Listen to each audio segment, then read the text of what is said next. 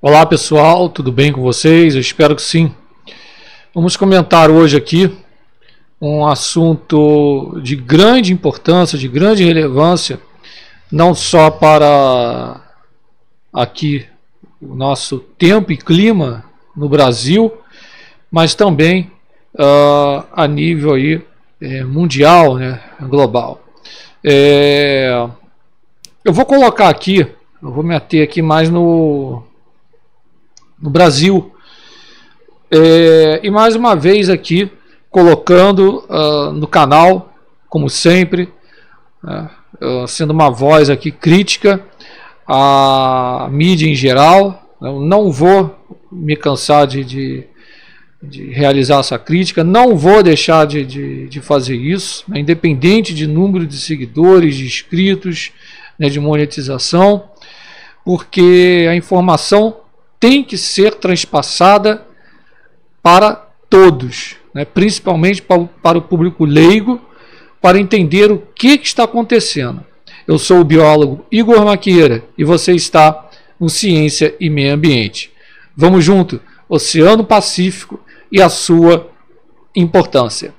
Porque o Oceano Pacífico não é só El Ninho e Laninha, como a gente vem escutando, né, como agora estão colocando aí que vamos ter uma breve laninha. Eu ainda acho prematuro, enfim, acho que a gente vai continuar com essas temperaturas negativas na região 3, 4 e que afetam e muito realmente aqui o nosso país. Esse vídeo realmente ele não é uma curtinha, tá? É para quem não vai ser curto, é para quem realmente quer obter o conhecimento a respeito de um grande controlador do clima global, mas que infelizmente, lamentavelmente, ele é ignorado, sendo colocado pautas altamente estranhas e errôneas quando se comenta a respeito de tempo e clima.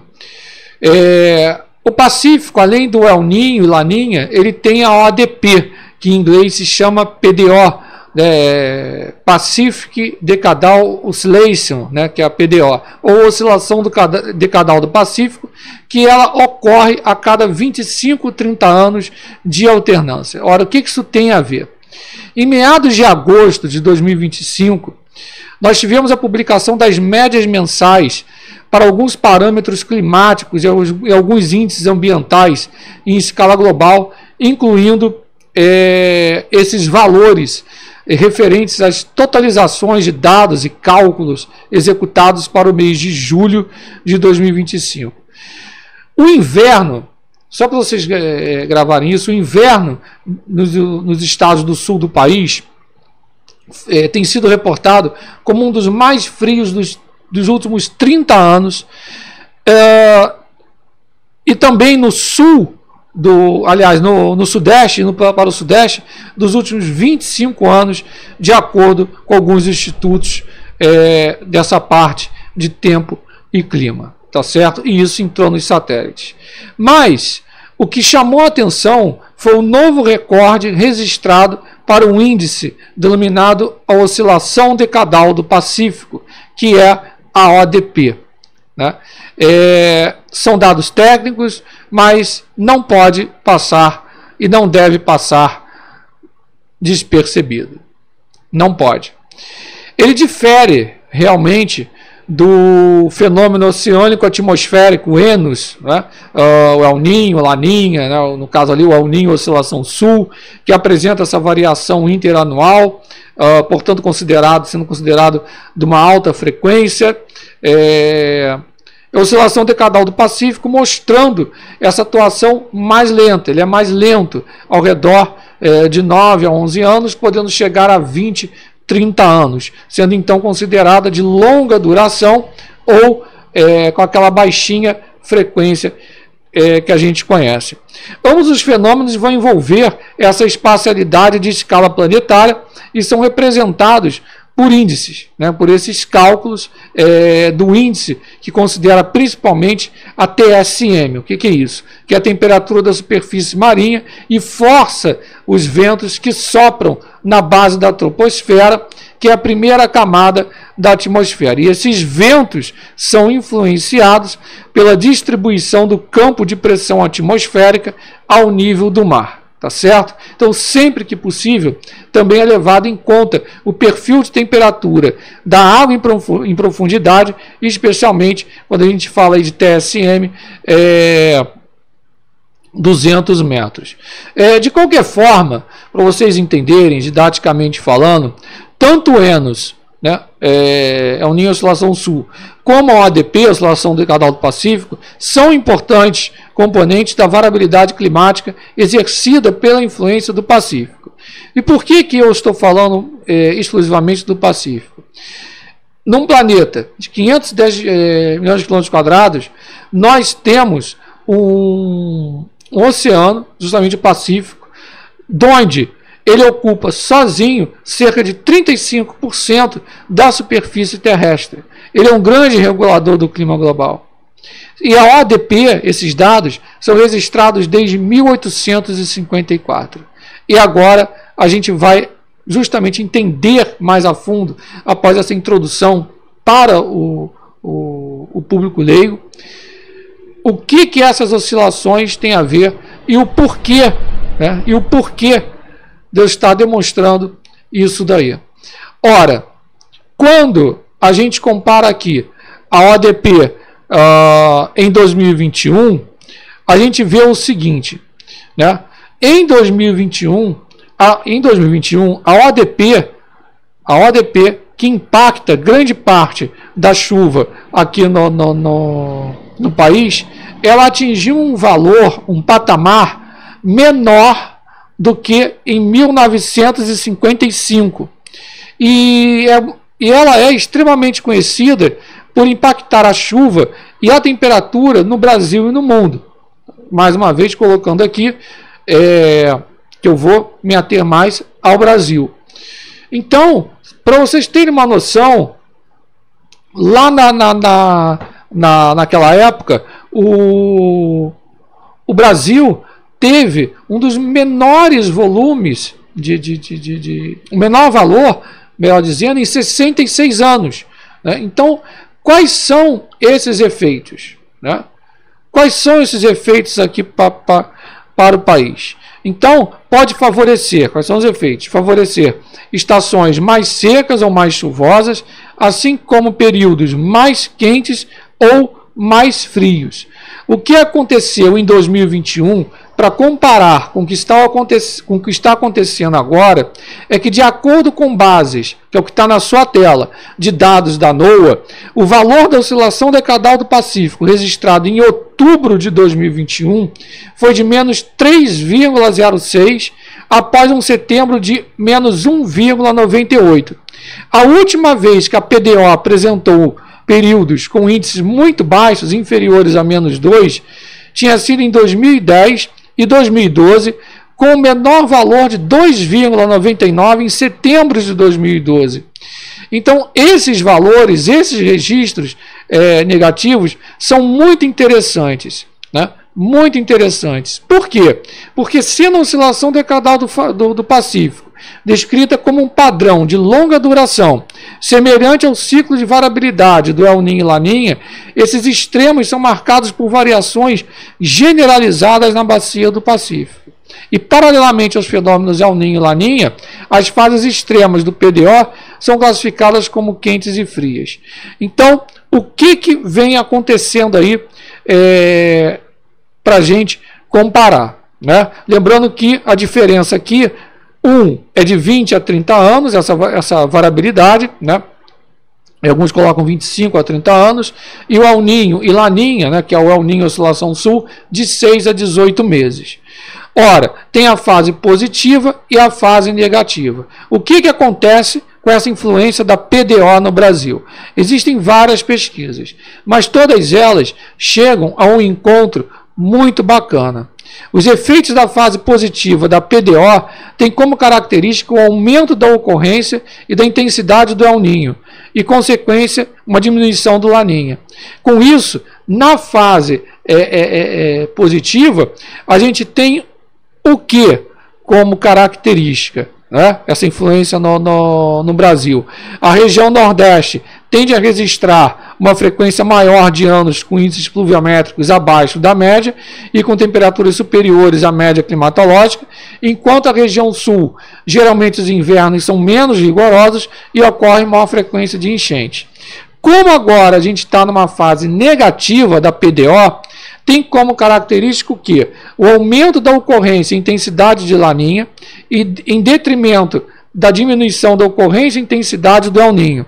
Basta vocês lembrarem que apesar desses El Niños, né, que nós tivemos muito fortes, nós tivemos um Laninha plurianual. Foram 3 anos de Laninha. Correto? Então,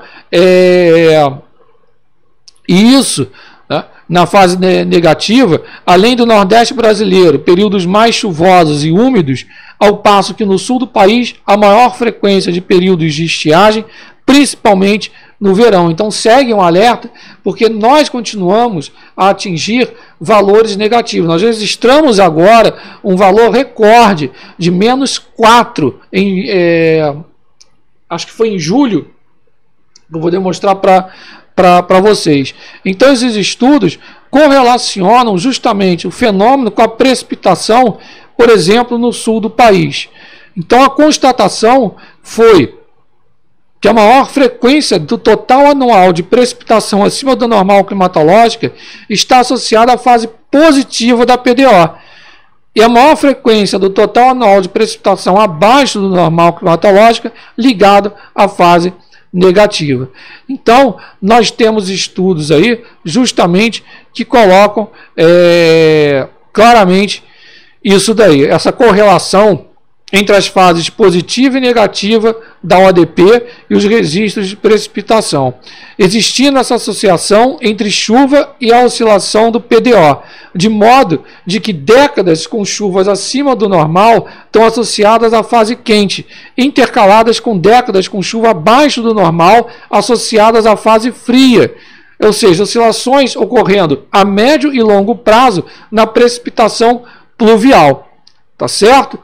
Então, a gente tem que tomar muito cuidado quando aborda essa parte de tempo e clima, que é o que eu digo. Nós temos várias oscilações, não é só a oscilação antártica, como eu comento mais lá no alerta do tempo, da previsão do tempo, né, a mãe das frentes frias, mas nós temos outras oscilações, como essa que eu estou comentando agora, e que ninguém vem a público para chegar a explicar a grande importância, né, o alto patamar que uma oscilação como essa tem no clima global e principalmente aqui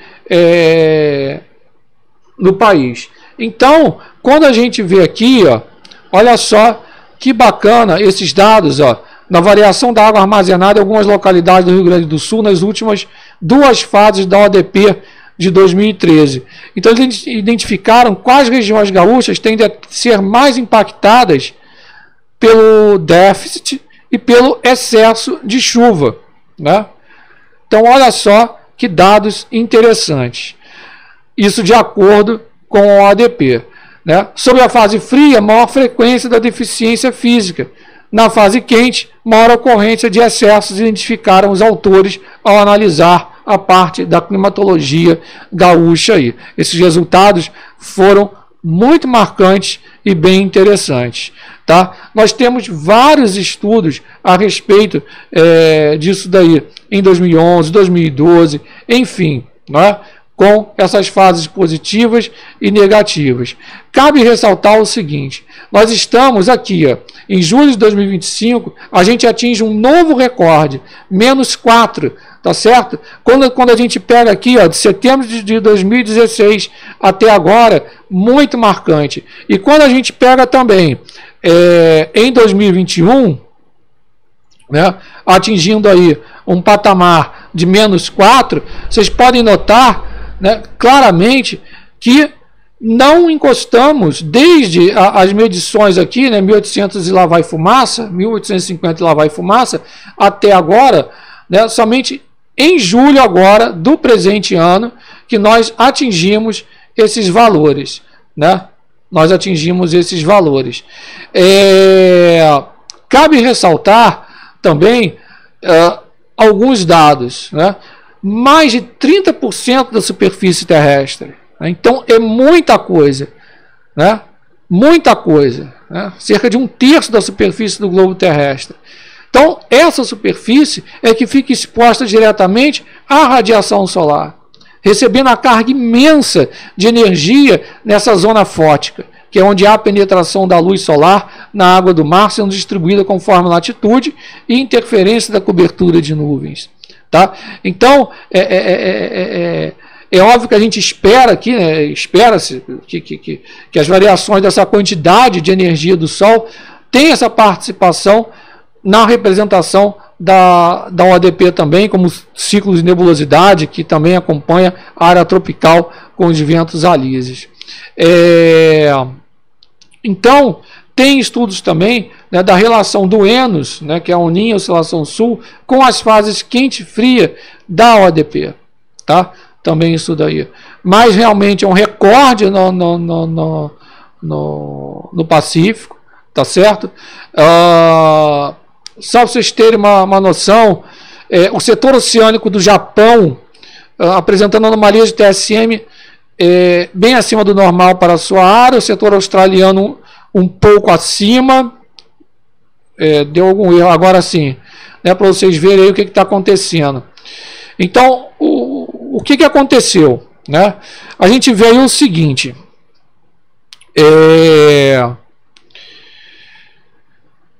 um padrão de anomalia de TSM no Pacífico Noroeste, ao redor do Japão, até o Mar de Bering, podendo chegar até o Alasca, Estados Unidos. Então, nesse imenso setor, os valores anômalos se destacam muito mais das normais oceanográficas para a região. Né? Então, o que a gente vê aí? O setor australiano um pouco acima, a região centro-leste com valores de TSM abaixo do normal, e a fase negativa da ODP, que em julho de 2025 apresentou a marca recorde, alcançando -4, e o campo de distribuição das anomalias de TSM no Oceano Pacífico, nesse mês recorde, foi um exemplo perfeito da descrição da fase negativa da ODP. Tá certo? Então, tem outros destaques aqui também, né? É um recorde, quando a gente compara, por exemplo, com outubro de 24, que foi obtido um valor de -3,80, né? É a menor marca do século XIX, né, que foi registrada em abril de 1859, de -3,65, junho de 1890, -3,41, e no século XX o recorde ficou em 1950 com -3,65. A gente consegue até pegar, agora não abriu aqui, eu queria abrir uma tabelinha, enfim. Essa tabela justamente que está montada aqui é o que eu relatei agora dessas fases negativas. Enfim, né, a gente pode ter mais recordes à vista, tudo leva a crer. Quando a gente pega nesse âmbito geral de toda a série até o mês de julho, se a gente considerar julho de 25, a gente observa a ocorrência de 1.285 meses negativos contra 774 meses positivos. Né? E lembrando, né, nós tivemos 3 anos consecutivos de laninha, que foi o laninha plurianual. Então, grande parte do que está ocorrendo no globo terrestre, agradeça, né, entre aspas, agradeça, né, que muita coisa acontece, tragédias também. Agradeça justamente a fase fria do Oceano Pacífico, que é a oscilação decadal do Pacífico, né, para vocês entenderem. Gente, eu fico por aqui, um forte abraço, não deixe de se inscrever, compartilhar bastante, tá? É um conteúdo top que eu coloquei para vocês. Inscreva-se no Alerta do Tempo também e faça a sua doação, mantenha o canal vivo. Chave Pix está na descrição aí Um forte abraço.